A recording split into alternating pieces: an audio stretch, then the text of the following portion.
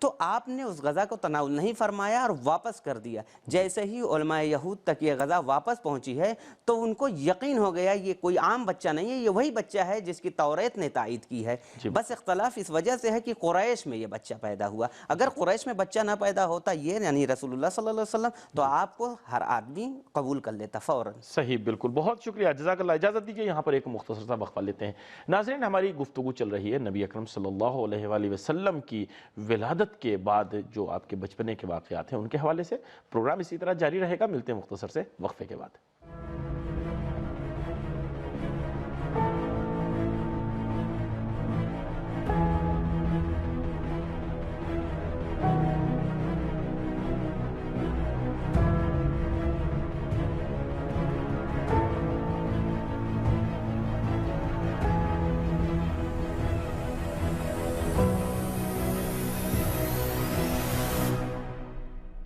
ناظرین اکرام، وقفے کے بعد پروگرام میں آپ کا خیر مقدم ہے، ہمارے ساتھ رہیں، اپنے پروگرام کو اپنے مہمانوں کے ساتھ آگے بڑھاتے ہیں۔ جی قبلہ، آپ نے ایک اپنی گفتگو کے آخر میں حلیمہ سعدیہ کی طرف اشارہ کیا تھا۔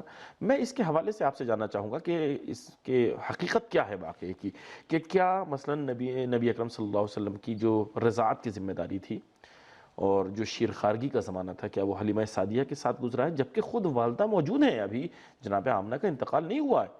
جو روایات مختلف ہے تو 2 سال، 7 سال، 5 سال، یعنی جو جو شیر خارگی کا زمانہ ہوتا ہے ان دنوں میں والدہ موجود ہیں۔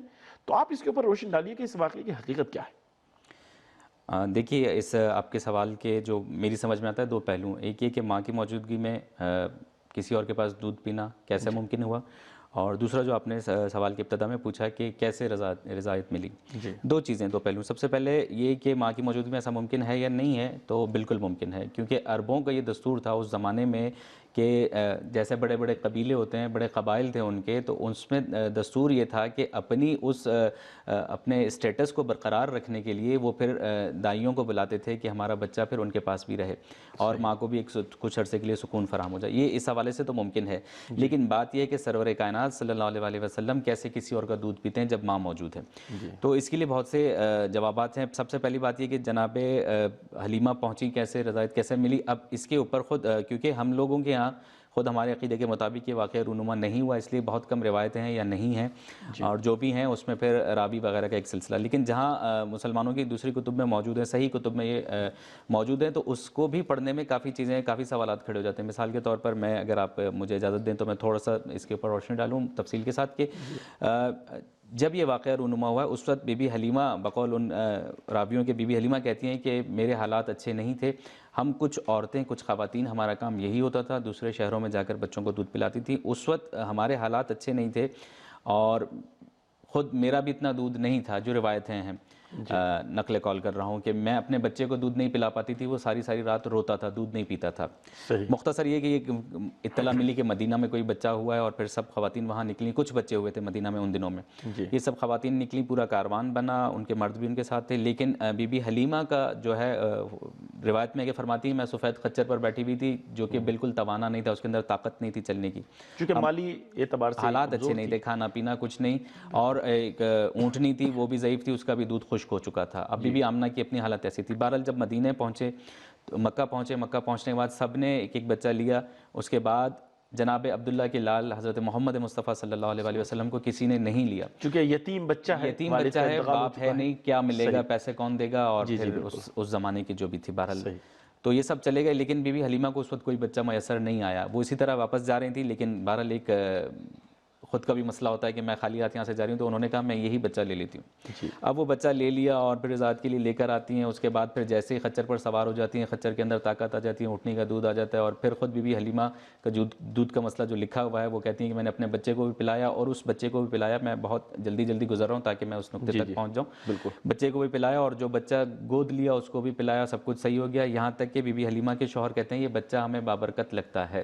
وہ خچر جب آگے چلنے لگا تو خواتین پوچھ رہی ہیں لگتا ہے تمہارے ساتھ کچھ عجیب ہوا ہے۔ اب یہ ساری چیزیں یہ برکتیں جو ظاہر برکتیں ہیں، تو اب آپ مجھے یہ بتائیے، جب بی بی حلیمہ کے واقعے کو آپ شروع کرتے ہیں تو آپ کہتے ہیں کہ دودھ نہیں تھا، یہاں تک کہ بچہ رو رہا تھا، मैं अपने बच्चे को दूध नहीं पिला पा रही थी। जब दूध नहीं था तो फिर वहाँ क्यों गई थी? सही। क्या किसी और का बच्चा नौजुबिल्ला मारना चाहती थी कि जब दूध ही नहीं है फिर भी पिलाने के लिए जा रही हैं?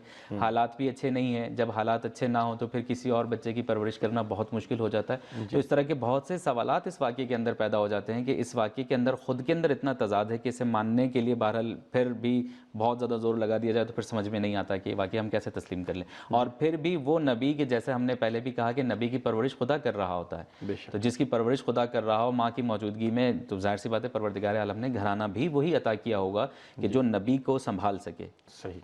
फिर वो किसी और की तरफ जाते हैं तो ये समझना थोड़ा सा महाल हो जाता है। तो यानी हमारी जो रिवायात हैं वो इसकी तायद नहीं करती, रिवायत क्या कहती है? यकीनन हमारे यहाँ इस तरह का कोई नहीं है, लेकिन ये कि कुछ मैंने अर्ज़ किया कि बहुत कम रिवायतें हैं जिसमें भी वाक़यात में इख्तलाफ पाया जाता है, यानी इस तरह का वाक़या नहीं मिलता है। ये है कि बस आईं और पिलाया। अब फिर देखें, सबसे पहले असल चीज़ होती है दूध। बच्चे की सबसे बड़ी तरबियतगाह उसका मदरसा, उसकी माँ की गोद होती है। तो बच्चा जिसका दूध पीगा उसके असरात उसकी जिस्म में नुमायाँ होंगे, उसकी रूहानियत उसके अंदर आएगी।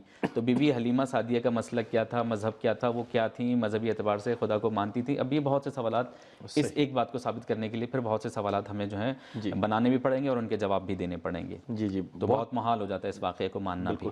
जी बहुत शुक्रिया। इजाज़त दीजिए मोहम्मद अब्बास साहब की तरफ चलते हैं। जी मोहम्मद अब्बास साहब, आप इस सिलसिले में कुछ रोशनी डालें कि ये जो वाक़या है हलीमा सादिया वाला, इसके हवाले से आप कुछ चीज़ें हमारे मेहमान ने बयान की, आप मज़ीद इसके हवाले से क्या कहना चाहेंगे? बिस्मिल्लाहिर्रहमानिर्रहीम। सही आपने फरमाया, ये बहुत मुहिम वाक़या है और इस पर हमें नज़र रखनी चाहिए, क्योंकि ये इस्मत का मामला है, कोई आम आदमी का मामला नहीं है, ख़ातिमुन नबीयीन का मामला है। जी।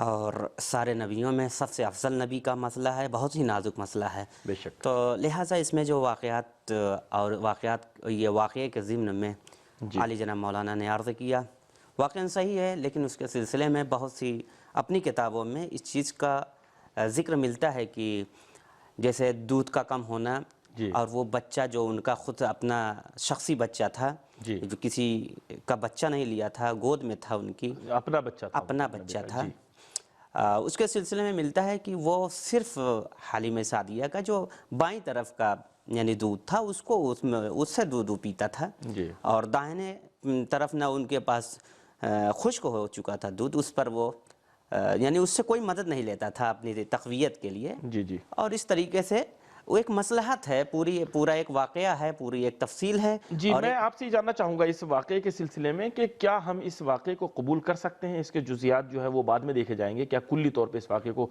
कबूल किया जा सकता है? रावी क्या कहते हैं इस सिलसिले में, तारीख़ क्या कहते हैं? इस सिलसिले में कुछ रावी इस वाक़े को एतबार देते हैं कि हाँ, ये वाक़या सही है और इसको मानने में कोई कबाहत नहीं है, कि अगर इसको मान लिया जाए तो अक़ली एतबार से ना कोई कबाहत है और ना शरई एतबार से कोई कबाहत है।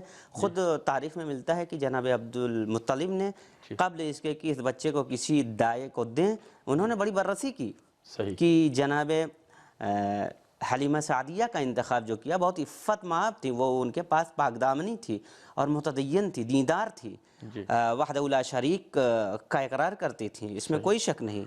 आप मुतदय्यन थी। और जो रह गई बात लेने का सवाल, यानी जनाब रसूलुल्लाह को अपनी गोद में लेने और रज़ाअत का सवाल, मुख्तलिफ़ वाक़यात हैं, किस तरीके से लिया, उसमें से एक मिस्दाक़ जैसा कि आली जनाब मौलाना ने बयान किया वो भी है लेकिन इसको मानने में कोई कबाहत नहीं है।